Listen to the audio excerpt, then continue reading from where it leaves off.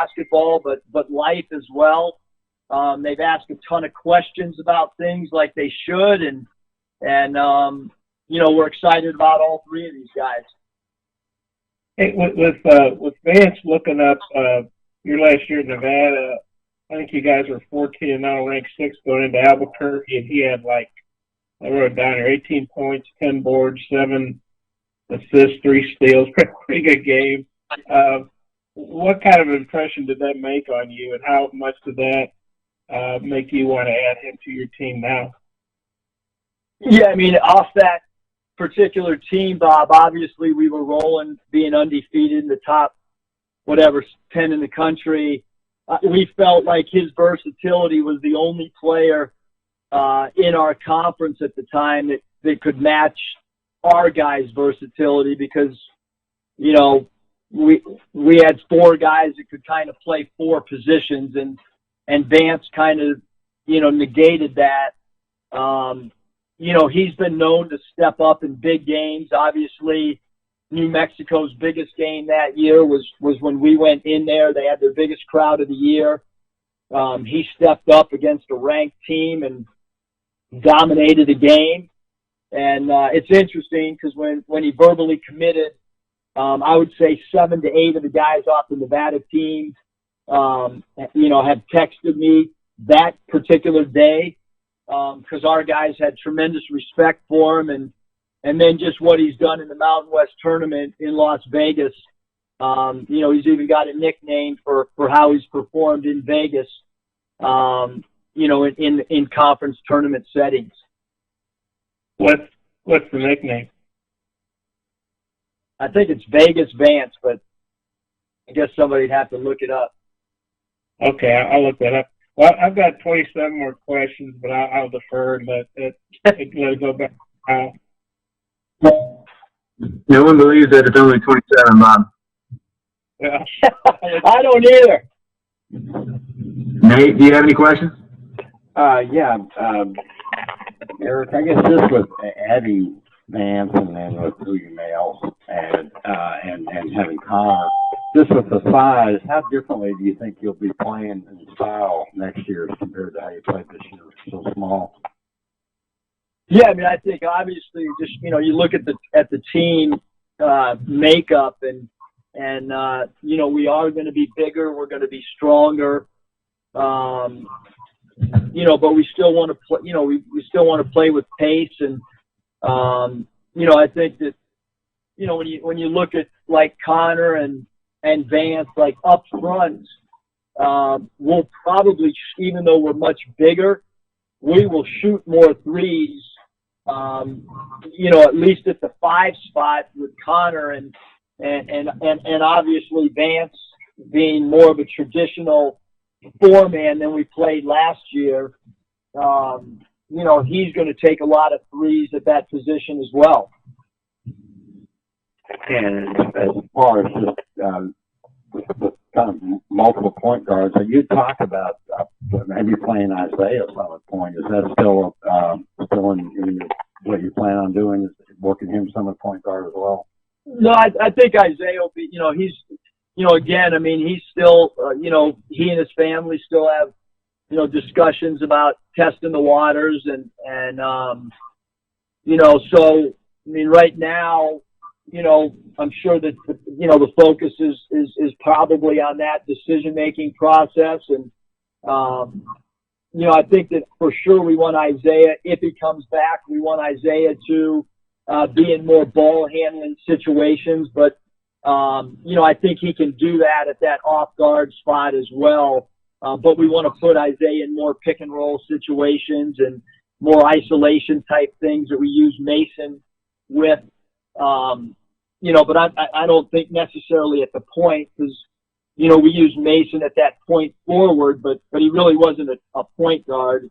Jimmy was our point guard, and I think that, with Jalen and JD and Devo, I mean, I think we have multiple guys that can do that for us right now.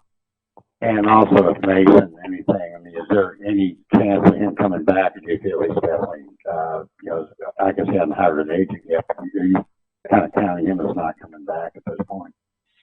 Yeah, I mean, we're proceeding as if, I mean, it's from all indications, it sounds like, that's the challenge that he's looking towards. But, I think we kind of supply the feedback that we've gotten from NBA teams to Mason and his family, and then it's up to them. And we've done all the research that we can do up to this point. Have talked to 23 NBA teams, supplied them the information, and we support all of our guys in any of their professional, aspirations, and we're behind them 100%, whatever decision they make. And the only thing that we can do is provide information through our many contacts that we have. I appreciate it. I think that's all I got. Kevin, do you have any questions? Yeah, hey, Russ.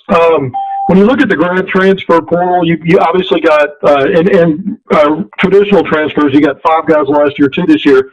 Spring signing used to be sort of a supplementary part of recruiting, and now it's almost like front-end recruiting because you can build a roster with so much transient nature of it. You're almost sometimes replacing half the roster. Do you think the strategy that you've had in the last couple of years at Arkansas kind of puts Arkansas ahead of the curve because of the outreach and how much attention Arkansas gets on social media, even from the national recruiting analysts who have Arkansas's name nearly in every tweet that goes out about transfers? I mean, I think that, that just the nature and the complexion of college athletics with the transfer market have kind of changed. It's even like this year, it's more competitive on the transfer market than it was last year. And, certainly 4 years ago, it was not difficult at all for us to get transfers because we were a little bit ahead of a lot of programs, especially a lot of Power Fives. Now all Power Fives are recruiting transfers, and certainly there's been talk of potential changes coming either in the very near future or in the future, and that's going to change the landscape even more dramatically, where you're going to be building rosters almost annually. And so, that's just kind of, it's not just basketball. It's going to happen in all sports. And so I think that having a pulse on that is extremely important, because it's just as important as any other way that you would recruit or try to get talent, to your roster. Thank you.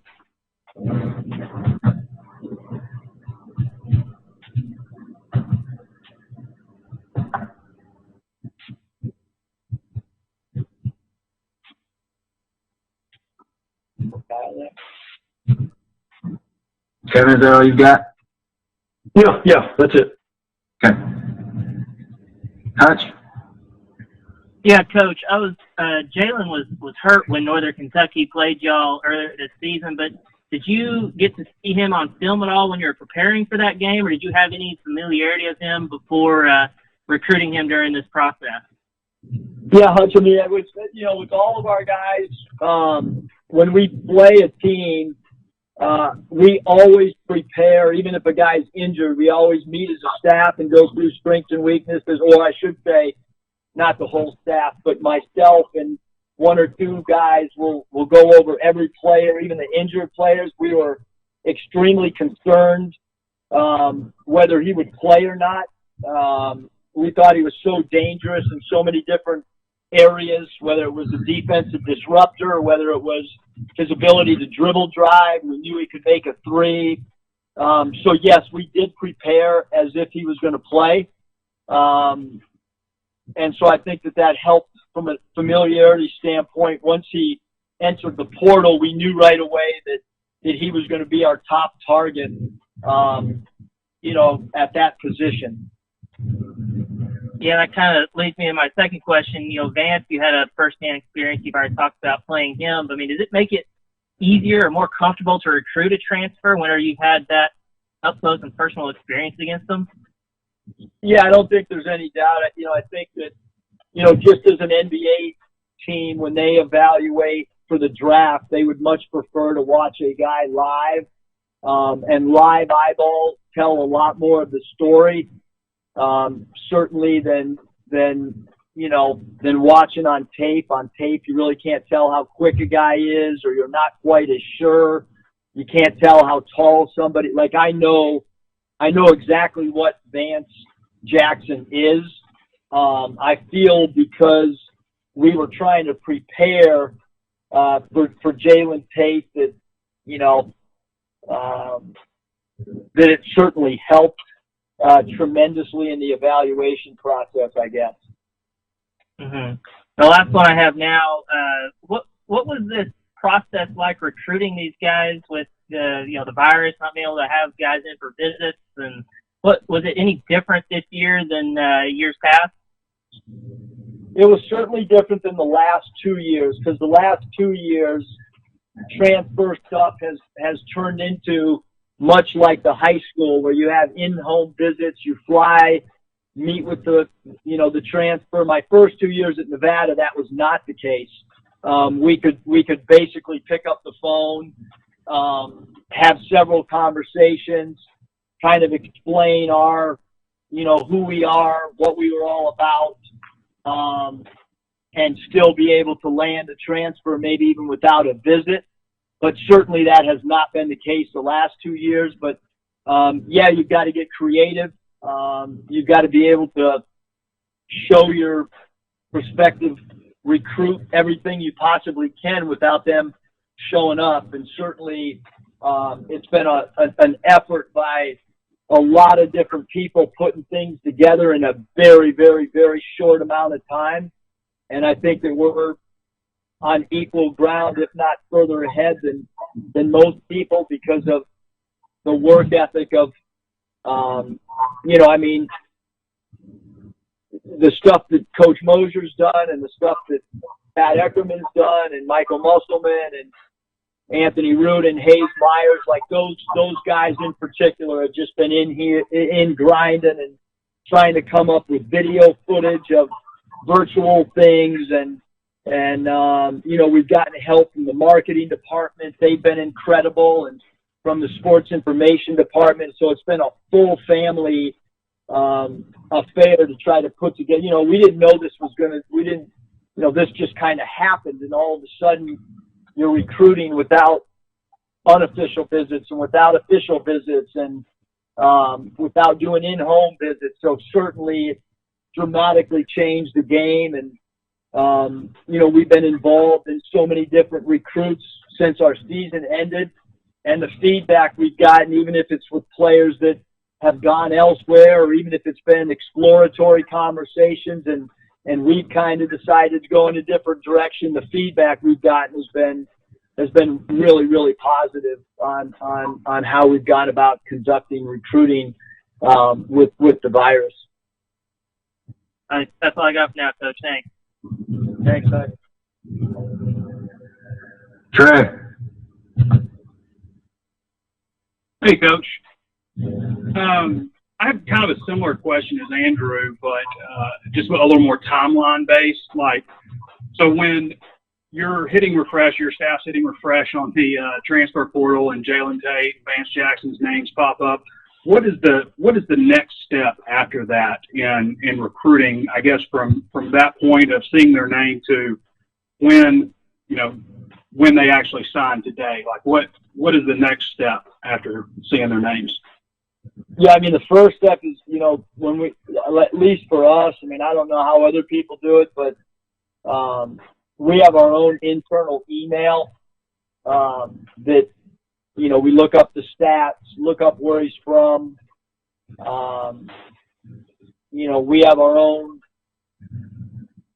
I don't know how to word it, we have our own statistical eval, Moneyball type, the Oakland A's, our own analytics where we try to plug in the number that player's at, and then how that would forecast into the SEC.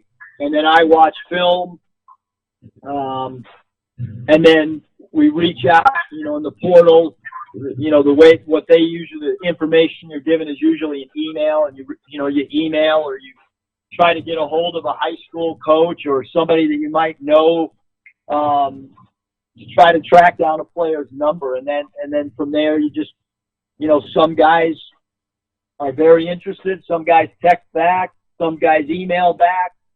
Some you never hear from. We feel like, the interaction, or at least getting a hold of the transfer, we've pretty documented. We've gotten a hold of most of the top guys and had conversations and been in the arena with them at least. And Coach, you've got some guys that are still unsigned right now, but it looks like at the least that you'll have 9 players who haven't played an actual game as a Razorback next year. Have you been in a situation like that? You might have been in the NBA or something, but in college, have you been in a situation like that? Yeah, I think it's really similar to even after our first year at Nevada. I'd have to go back and look it up, but again, I'm only guessing that you guys do way better research than me, but I'm going to assume it's pretty much the same thing as far as number of guys and certainly when you plan ahead, we didn't, 12 months ago, we didn't plan ahead, and think, we'd have guys testing the waters and so there's a lot of factors that go into building a roster, but certainly, it's not just us. You can look at other programs in our own conference with coaching staffs that have been in place for quite some time, and the turnover on those rosters, the number of players that have put their name in the draft. There's only one draft, so there's going to be a lot of guys not drafted. Just based on the numbers of guys that are putting their name in, there's no longer nine rounds in the NBA. So, there's just this kind of the nature of college basketball right now. And last question for now, just on Isaiah and Mason, as far as testing NBA waters, I guess, and just from your vantage point from being, on the different levels and in the NBA, how difficult is it going to be on those guys? Because it looks like, I don't know if you pay attention to mock drafts, but it looks like on mock drafts they need to move up a little bit. Obviously, everybody's trying to move up, but how difficult is it for them if they can't have those personal workouts or things like that? Yeah, again, I think our big thing is just trying to, obviously there's the mock drafts that are, that are online that people can read, and then NBA teams have their own mock drafts, and there's, a really, really, I thought an informative couple of tweets about the Charlotte D-League team and the accolades that the players on their D-League team have. And, I think that's something that, really interesting for players to read, what that particular one G-League team looks like. And you're talking about guys that Final Four MVPs and defensive players of the year in their conference and players of the year in their conference, and they're in the D-League. It's, I know how hard it is to make an NBA team. Having coached in, I know how hard it is when you're in the G League to get a call up.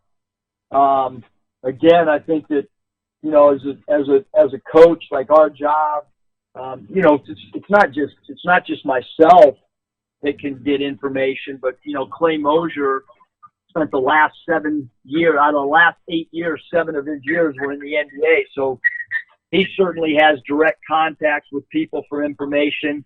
Earl Boykins, played over 10 years in the NBA. Earl's got great contacts. And then it's up to, Coach Ruda was in the G League. So it's up to us to call our contacts and supply the information to the particular player. And look, we've been through this with 3 guys at Nevada, and they all came back. They listened. They dissected the information. They came back, and it worked out really well for them. 2 of them are in the NBA. 1 of them's in the G League. Another player, we supplied the information. he made his own decision. He's playing in Australia. So it's, as a coach, you supply the information and you support your guys. And, basically everybody on the college roster wants to play in the NBA. And, as a coach, you support them and you try to help them and call NBA teams and promote guys and get feedback. And that's really what we've tried to do over the last few weeks while we've been recruiting guys. Thanks, Coach. That's all I've got for now. Dudley? Hey, Coach. I know it's been over a year now, and you've had a chance to go out and see a lot of Arkansas high school basketball. Can you talk about the level of play there and the amount of prospects that you seem to have to, in-state to go after? Yeah, I mean, I certainly, this class, is really talented class. Obviously, I'm not sitting here with compliance, so I don't know how much more I can go into. But I think, every state, has, certain years where it's really good. And then, certainly in this state, when you look over the next 3 years, there's two really great classes. And this is one. And then there's another one coming up soon. And so, I think it's important that we get out, we evaluate as much as possible. We continue to make as many contacts as we can, communicate, with high school coaches, whether it's through letters, whether it's through inviting them to practice, whether it's, seeing them in November or seeing them in September when we're allowed to go out. So I think there's a multitude of things involved in high school recruiting in the state. And we feel like we've developed a lot of really good relationships with high school and AAU guys. And so we just need to continue to do that as we get ready for year two. Also, just a general question about prep school. When kids leave high school and go to prep school and are playing against Division I players, not only in practice but in the games as well, how do you think that develops their game? Yeah, again, I think a lot of like success at the collegiate level comes down to, especially with young players, is understanding the work ethic involved. Practices are different. Certainly, going against top level talent can help players and can help them understand, the level of competition and so forth. But, there's a lot of great, some of the best coaches I've ever seen are coaches that coach at small schools, and they do an incredible job of getting their teams to play hard and getting their players to understand. So, I think it'd be too broad just to talk about a prep school against a high school, because again, some of my very best friends are coaching at smaller high schools and might not have college players year in and year out, but they might do a better job than a lot of college coaches in preparing young kids for life and understanding work ethic and being on time. And there's just so many factors that go into, programs, whether it be a high school program or a prep program. Appreciate it. And by the way, I won't be putting on that Padres cap anytime soon. What's that? I said I won't be putting on that Padres cap anytime soon. I got one for you. I got a visor for you. Scotty?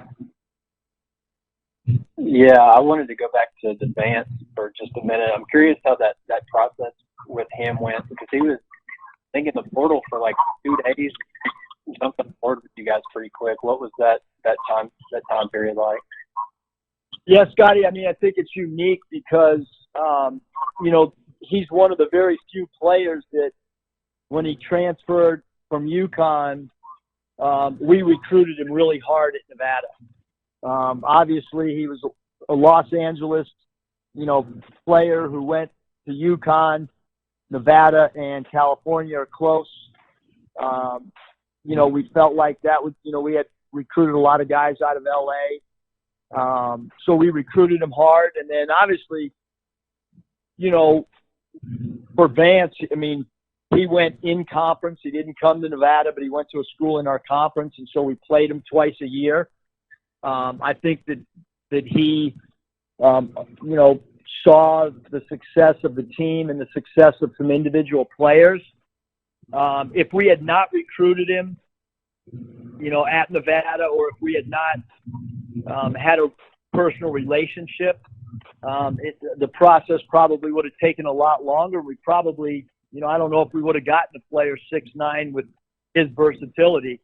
But he knew guys from the Nevada team that he could reach out directly to. I didn't even know the first day went in the portal. I didn't even know he was talking to some of our Nevada players until after the fact. And he verbally committed, and then some of the guys from Nevada started telling me that that they had talked to him. And so I think just playing in league, he could gather a lot more intel than just what we were saying to him. And I think when a player talks to another player, it probably carries a lot more weight than even a coach talking, because players they give each other true, real feedback on stuff. And so and I think Vance knew that he wanted to come to a program that played a certain style as well.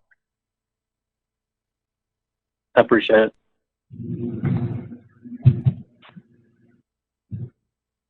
All right, Bob. Okay, I don't have 27 or whatever, but I think I read somewhere that there were 500 guys in the transfer portal, and based on high risers or whatever site that is, they'd always say so-and-so's got, blah, blah, blah, in Arkansas on their list. So how many guys did you evaluate? Would you say 25, 30? Would that be an accurate ballpark figure? Maybe in a week. No, how many guys totally you reached out to just to check? We reached out to anyone that we thought was an SEC roster caliber player. And we kind of divide things up. Bob, is he a roster level player? Is he a rotation player? Is he a starter? Is he a top 2 or 3? And so.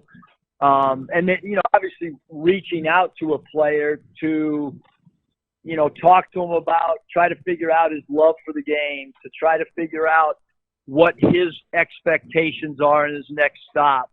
There's a lot of things that have to align, for you to go all in on somebody, and certainly an exploratory phone call. We don't offer players that are transfer scholarships. We don't call them and say, hey, you have an Arkansas offer with transfers. We have communication with guys. Then we decide if we want to make a second call and a third call. And then eventually it gets to the point of, hey, could you see yourself playing here? And we've been in top 10s and had 1 or 2 conversations with the guys. So,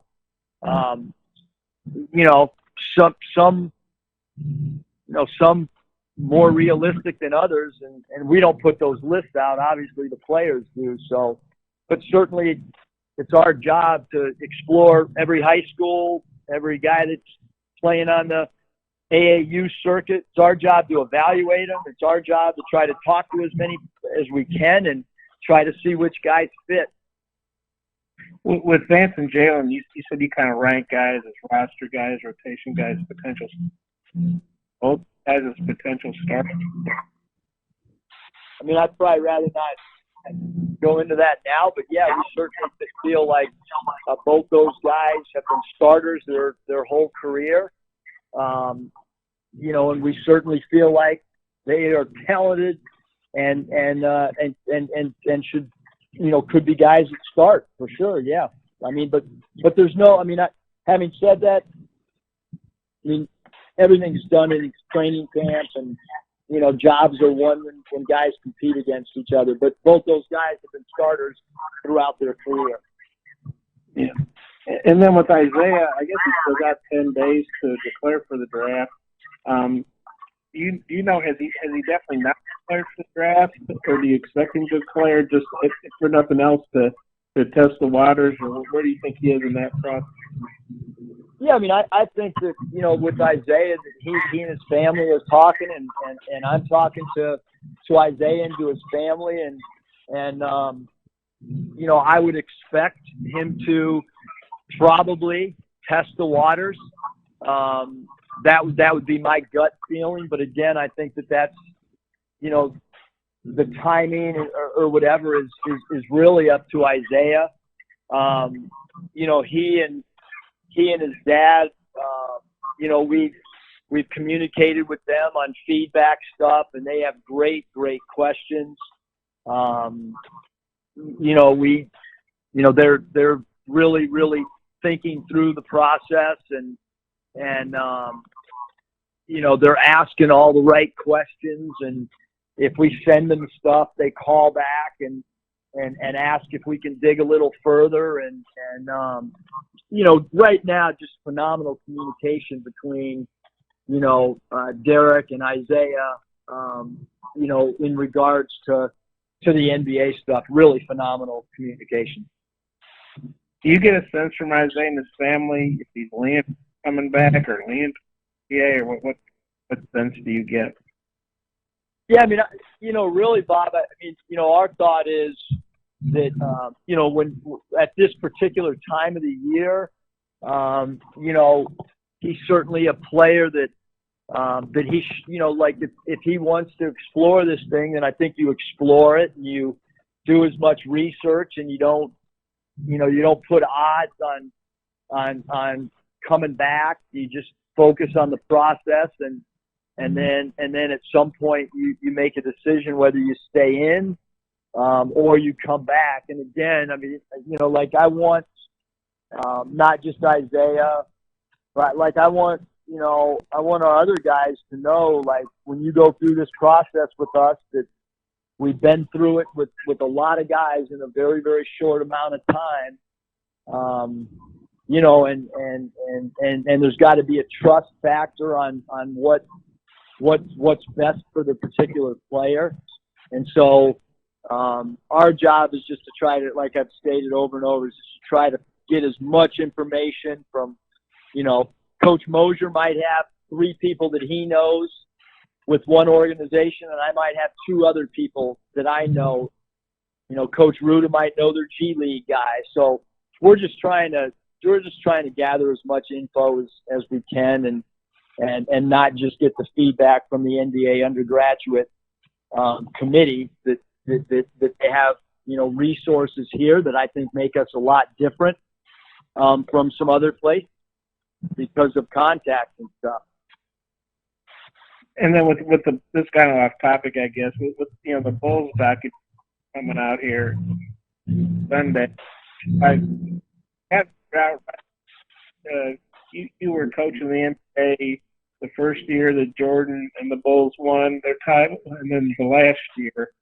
I was just wondering, what do you remember about coaching against those teams and what that was like? Yeah, just great length in the backcourt.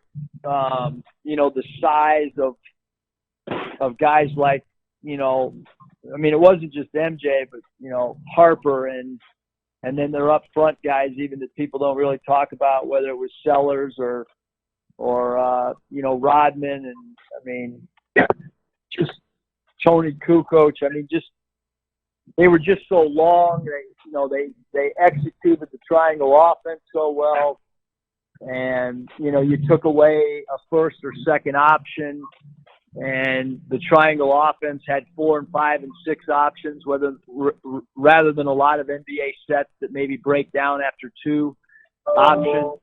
And then you add in the fact that, you know, Jordan could go get his own shot at any time. You know, and then, I think anybody that ever went into Chicago and played as a road team, just the pregame introductions, it's not often that there could be an intimidation factor at the NBA level in introductions, but that is the one building that when Jordan's name was called and the music was playing and their PA announcer had such a distinct voice that everybody in the basketball world recognized. I mean, it was the one spot that, you know, when you went in there, you know, you could feel the dominance of that team. And so Scottie Pippen, you didn't mention him. What was it like Scottie Pippen? Yeah, I mean, again, just so many weapons. You know, I mean, Pippen was, you know, everybody talks about positionless basketball and how it's new to the game and how the Warriors created positionless basketball. No, I mean, positionless basketball was created back with the Chicago Bulls. Pippen being that number, I mean, he still to this day might be the number one guy when you think of positionless basketball because he literally played the 1 to the 5. You know, he could bring the ball up the floor. He could guard a center. The ultimate, you know, Robin to, you know, to Batman with MJ. And I've had one more question. You put another video out the other day. I thought actually that was the funniest one. Whose idea was that? And it was obviously very self-deprecating because you were playing the fan who would be critical of all the things you do. I don't know too many coaches, if any others that would do that. Who came up with that, and what was that like, kind of poking fun at yourself? That was actually, you know, Pat Eckerman came up with the first idea in the empty practice, but that one was actually me. We were doing a virtual tour and filming some stuff, and we were in an empty arena. And originally my idea was to sit on a couch and watch a game as a fan in my home while on my TV screen we had a Arkansas game going. And then I just said, hey, film this real quick, and did it in the one take, and everybody liked it better than the idea of doing it in my living room on a couch. So I'll take credit for that idea, actually, Bob. Most of them were somebody else, but that one was on me. And have you actually heard fans? I mean, I'm sure you're into the game, so maybe you don't even pay attention to what fans might yell. But have you heard fans yell stuff like that, like substitute or call timeout or that stuff you did in the video? Have you actually heard people say that? Me personally, I don't hear anything, but you know, my wife actually likes to sit in the stands rather than sit in the suite. She likes to feel the pulse of the game and feel the pulse of the fans and feel the emotion. And then obviously, you know, my two sons, one on the bench and you know, one that sits in the stands, and my daughter's a parrot sometimes and will repeat what she hears. And Danielle's pretty critical. Like, she'll tell me, like, hey, even the guy next to me asked why you didn't call a timeout. So I know all that stuff is real. I know it's being said. I don't hear it. But yeah, I just wanted to have fun and just say, hey, yeah, I know this is out there. You know, and then obviously some of the other comments about if we win the jump ball, we're going to win the game. Obviously that's just poking fun at, you know, somebody that really doesn't understand what goes into the game as well. Did you ever, like in high school, did you ever do acting or? I've never really done acting, but I guess with these videos, maybe that's my next career. If you can be up for the Twitter Emmys or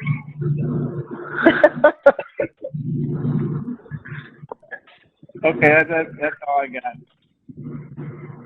All right, Bob. Thank you. That wasn't quite 27. I counted 23. Okay. Well, I can try to think of 4 more if you want. I'm going to open everybody up here. We've probably got time for maybe two more. Does anybody have? Unmuted. Eric, as far as just with having more, looks like, greater numbers, particularly with Isaiah does come back, do you play more people with that setup? And you talked about really relying just on, 7, 8 guys tops. Would that change how you play? Yeah, I mean, obviously, I think that every coach should adapt to the roster they have. I think every year your team takes on a new identity. When I coached in the G League, we played 10 guys on basically every night. We went 10 guys. I did it all the way back in the old CBA. I did it in the USBL because, we felt like all 10 of those guys were all pretty equal in talent. So I think once we get into training camp, I think players earn their minutes. Coaches don't give out minutes. Players earn minutes, and players earn their role based on, how they perform in practice, how they perform in scrimmage settings. And so what roles, are kind of formulated, especially early on, our first 3 or 4 games, that's going to be determined on how guys will get better right now on their own, and then also be determined once we get together and get back to having practices and who competes and who meshes with each other, who blends the best, and those type of things. All right. One last for Coach Musselman. I've got one. Hey, Kyle, can you hear me okay? Yep. We'll take these two and then we'll wrap it up. Okay. Musselman, else can hear me. Drew Hammond here. Yes. Yep. What's up, Hey, Tom? Coach, quick question.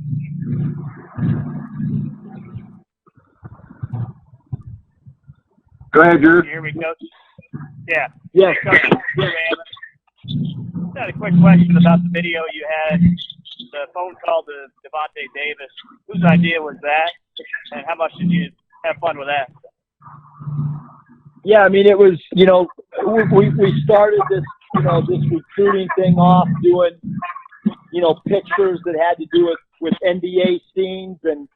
And so just tried to, how could we kind of wrap up, this recruiting cycle with something that stuck along those lines. And obviously Iverson, grabbing Shaq's shoe at the All-Star game stuck out. And so we kind of went with that as a theme for today.